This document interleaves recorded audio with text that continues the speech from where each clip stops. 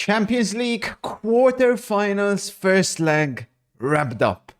A very successful quarter-finals for many clubs, but also the Phoenix and the spoiler.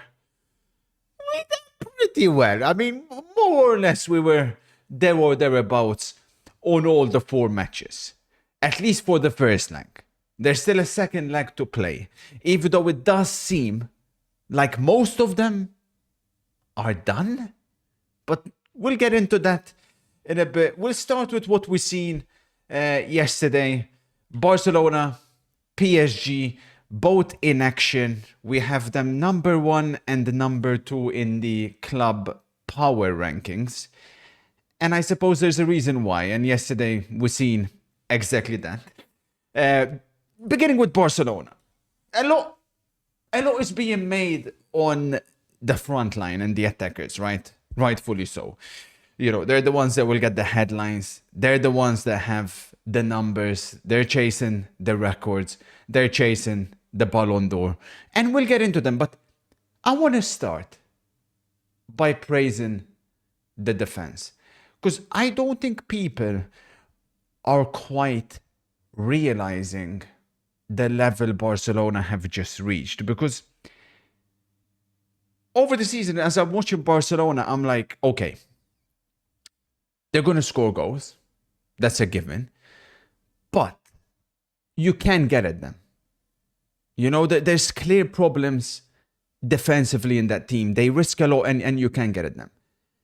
But recently, and I've mentioned this in my video, recently, if you look at most of their results, they're not conceding many goals. Like, okay, they had those 2 Atletico games, but they're not conceding that many, which, for the way they play, is unbelievable. Like, yes, Dortmund had some chances yesterday. You're always going to have some chances, simply because of the way they play, right? They're never going to be Milan from the 90s with the way they don't concede goals. They're going to concede. They're going to concede chances just because of the high line they play. But the difference between this Barcelona defensively and the one from, let's say, December, January period, even, November, December, January, in and around that period, it's night and day. The chemistry they now have between them, the understanding of the system, the understanding of the high line, both the defensive midfielders as well, because it's not just the 4 defenders, it's Pedri defensively, De Jong, who has been fantastic. It worries me. If these are going to be our future opponents, and of course it's going to depend more on Inter getting there than on Barcelona, because they're basically there, it's a little bit concerning. Because how do you beat a team that at the moment looks so cohesive, so good from back to front? It is very worrying. But like I said, I want to give a shout out individually. I think Szczesny's record as a starter at Barcelona, I don't think he's lost a game. I could be wrong on that, but I think I've seen it, that he hasn't lost a single game. Koundé, he's had a few blips. Over the past 3 months, he's back to being top 3 right backs in the world. The 2 centre backs, Inigo the leader, Kobarsi the one next to him. A lot of praise about Kobarsi, rightfully so, what he can do with the ball. But Inigo, he's the glue in this team. You know, he's the glue in this system. And Balde, I mean, what Flick has done with this guy, he's basically got him into Alphonso Davies' physical transformation. It's unbelievable. Like, this guy was a literal twig a year ago. He's now a beast. But of course, you can't talk about Barcelona without mentioning the attackers. Rafinha, the numbers he has, I believe we seen this yesterday. In the Champions League alone, 19 goal contributions with 12 goals. Salah, I've been trying to keep you in that race. In that Ballon d'Or race, it's not looking good, my friend. It's not looking good. It's going to be tough to compete with this. Lewandowski, I believe, 99 goals for Barcelona. He arrived in 2023. Put some respect on this man's name. Yeah, sure. You need a striker next year, right? You can't stay,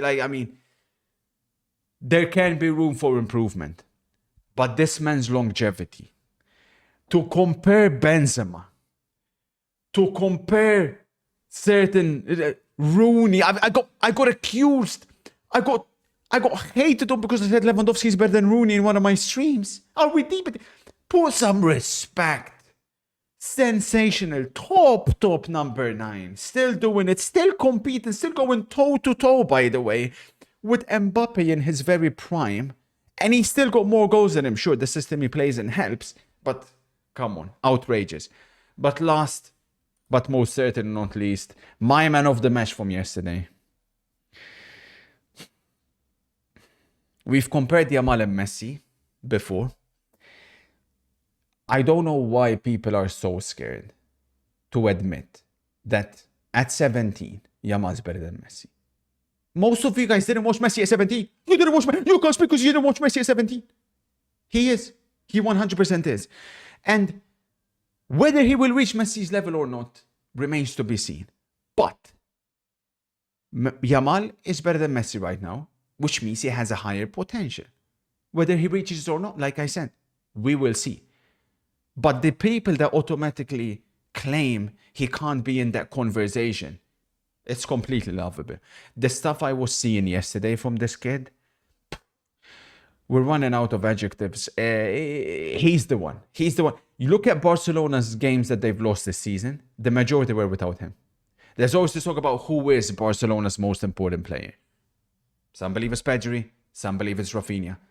The record state, when Yamal doesn't play, it's a different Barcelona team. And yesterday, he was the one making stuff happen. He was the best player on the pitch. Sensational performance. Dortmund disappointed me, but as soon as I seen the lineup, I said this, I changed my spoiler a little bit because there was going to be goals. To be fair to Dortmund, there's not much they could do. Because if you sit back, you're gonna lose the game anyways against this Barca. But if you try go toe to toe, they needed Gerassi in better form. Very poor performance. Brandt, we'll get into these players, but full credit to Barcelona. They look like an absolute super team at the moment. With Paris, I was very impressed with their ability to not feel pressure. We've seen so many PSG teams in the past. They go down a goal. Happened last year, for example, with against Dortmund. They concede the first goal. Crumble. Against Real Madrid 3 years ago. They concede. It's over. Yesterday, they went down a goal, but they stayed calm. They knew and they trusted in their abilities to turn this around. There's going to be comparisons between Barcelona and PSG. Obviously, similar system, similar players, but how they play it is vastly different. PSG, the way they control a game is remarkable. And I think individually, they have a bit more about them as well going forward, just pure individual ability. I mean, yesterday, the goals they scored, I don't think Aston Villa done much wrong. I don't think they had a bad game to me. But they got outdone completely by individual ability. What else could they have done to stop some of those goals? It was absolutely sensational. Against, by the way, one of the best goalkeepers in the world. You could say he could have done better in certain goals, but it's Emi Martinez. World Cup winner, Copa America winner, 2-time. We're not dealing with a scrub here. But it is frightening. It's frightening. The way Guevara, it's a little bit what I said in the Has the Premier League Fallen Off video. People keep saying, oh, football's now robotic, football's this. It depends on the players you have. Luis Enrique last year, not just last year, he's got accused in his career of being, if you will, a robotic manager. Because last year, PSG, they were not that fun to watch. Spain, when he coached them, they were not that fun to watch. It's pass, nothing happens. Ultimately, it's the players. It's the players. We watched the Manchester derby. Oh, but football's robotic. Oh, football's dying and football. Yeah. When Garnacho has the ball, what do you expect? But when Doué has the ball, when Guevara has the ball, when Dembele has the ball, it's a completely different situation. You're not saying football's robotic anymore now because no, you have these players who can make something happen out of nothing. The third goal, I had 2-1. PSG in the original video. I switched to 1, but I had 2-1. If it was 2-1, there could have been a game. That third goal, though, I think it's a dagger. I think it's a dagger for Villa. It's going to be tough. They'll make it tough for PSG, Villa Park. It ain't going to be easy for them. But to me, looking at these ties, I think they're all done, chat. I think they're all done. The only also, I don't want to jinx my team. But these Bayern fans pretending like there wasn't a big difference between the two. There was. There definitely was. We were the superior team. This one, of course, is the one with a goal in it. Maybe. But the other, I don't see it. I think they're all done. And if it is going to be Arsenal PSG, Barcelona Inter, what a couple of semi-finals they are, man. I cannot wait for that. But of course, let's not jinx anything. Second leg to come next week. Into my team of the week for the Champions League quarter-final first leg. Sommer in goal. It could have been Courtois. But I thought Sommer oozed class, fantastic positioning. He brought that calmness. He was incredible at dealing with crosses. Very happy. Timber right back. What did I tell you guys about this guy, man? Different level. Start putting this man in the conversations for best right back in the world. He's got everything. I went with Kubarsi and Bastoni, two players who they don't need much introduction. If you haven't been watching them play football this season, I don't know where the hell you've been or what you've been doing because, wow, as good as they come. Nuno Mendes goes left back. There was a few candidates for left back. Nuno, Balde, Carlos Augusto, Lewis Skelly. Some remarkable left back performances. But I went with Nuno, goal and assist, even though he was at fault for the Villa goal. In midfield, I went with Vitinha and Declan Rice. I had Barella originally, but upon watching the PSG game all over again, Vitinha, wow. Marvelous player. Declan Rice, player of the week. Lamine Yamal on the right. Rafinha, Gvar on the left. Doué, unlucky to miss out. But the number 9 has to be Lautaro Martinez. Que jogador. For my flops of the week, Kobel, I don't know what's happened. From being the best goalkeeper in the competition last season to, I don't recognize him. I don't know. Obviously, it doesn't help when he's got the defense he's got in front of him, but you could put Emi as well, but for me, Kobel looked very shaky.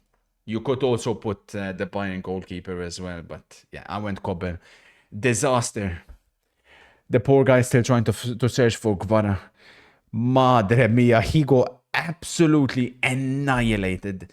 Got sent back to Chelsea for that first goal. Emre Can and Ben Sebaini, I felt bad for this guy, man. He was up against Yamal.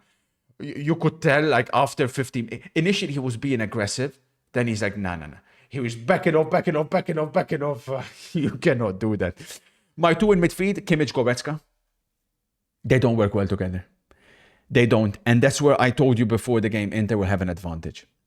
These two together, it does not function. Kimmich has been Bayern's best player, you could argue, this season. He was shocking against us. His set-piece deliveries as well. And Goretzka, you know my thoughts on him. I don't rate him whatsoever. The two Brazilians on the wings, nowhere to be seen at the Emirates. Completely locked up. Brandt, another player who looks a shell of what he was last season. And then the two up front. Girassi, wow, that was poor. That was shocking. And Harry Kane, that chance, Bayern Munich will rule that one. Because that would have put them 1-up. In the big game, Harry Kane didn't turn up. Will he turn up next week at the San Siro? For my hope, hopefully not. But that's my flops. I will see you guys tomorrow again. So consistent. With the preview for the upcoming weekend games and the spoilers. If you followed me in the Champions League, cha-ching, bubbling, galore. Let's look to do the same this weekend. Thank you for watching. I'll catch you guys tomorrow. Spoiler, Phoenix, out.